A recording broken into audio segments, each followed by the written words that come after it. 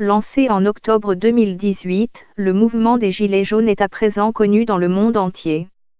La France a vécu la 22e journée de manifestation des Gilets jaunes, samedi 13 avril.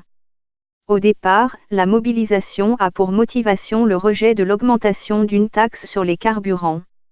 Les manifestants expriment des revendications fiscales, sociales et politiques. Et des gilets jaunes d'origine maghrébine, africaine et antillaise sont présents parmi les manifestants.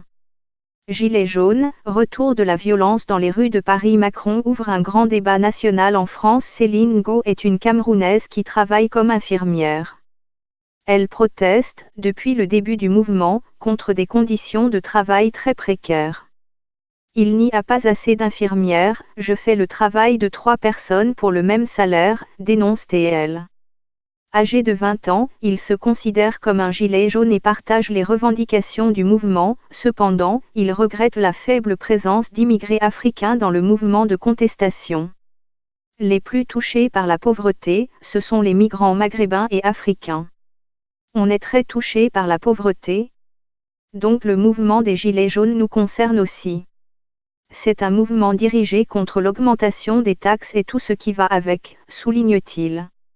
Une nouvelle journée de heurts des Gilets jaunes. Samira Guerrou prend part aux manifestations, tous les samedis, depuis le 17 novembre 2018, qui marque le lancement des manifestations organisées des Gilets jaunes. Moi, personnellement, je ne gagne que 1 100 €. Mes 1 100 € servent à payer le loyer et à assurer mes besoins médicaux. On ne peut plus éduquer nos enfants correctement.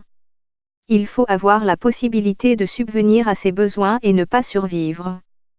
Parce que, aujourd'hui, on est en train de survivre, s'indigne Samira Guerrou. Face aux accusations faites aux Gilets jaunes, qui sont considérés par certains comme des casseurs, des manifestants tiennent à défendre le caractère pacifique du mouvement. C'est le cas de Fayrouz Slimani, une infirmière d'origine algérienne et gilet jaune, qui tient à préciser que le mouvement n'est pas viol. Les Gilets jaunes sont des gens pacifistes. Prenez la manifestation pour la Coupe du Monde. Il y avait aussi des casseurs, et il n'y avait pas les Gilets jaunes. Arg-TL. Mohamed Degani vit en France depuis 15 ans. D'origine malienne, il travaille dans la restauration. Il dénonce également la baisse du pouvoir d'achat et la cherté de la vie en France. Mounir Mikinini est originaire de la Tunisie. Avec son mégaphone, il harangue les foules. Il milite également pour l'instauration du référendum d'initiative citoyenne. Très en colère contre le président Emmanuel Macron, Mounir Mikinini appelle à sa démission.